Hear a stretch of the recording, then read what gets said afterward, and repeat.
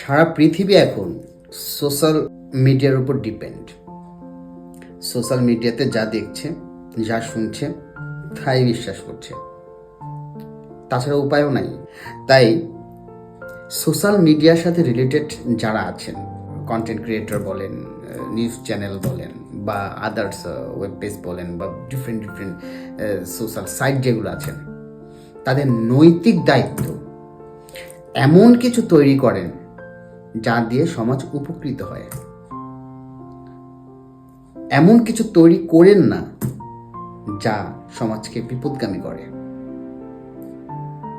আপনার কোনো ক্রিয়েশনের জন্য যদি জাতির কোনো একটি মানুষ বিপদগামী হয়, সে দায়ভার আপনার। সমাজের কাছে দায়বদ্ধ থাকবেন। অশ্লীলতা বাদ দিয়ে ইনফরমেটিভ কোনো কিছু তৈরি করুন যা সমাজ পরিবর্তনে আপনার অবদান রাখবে।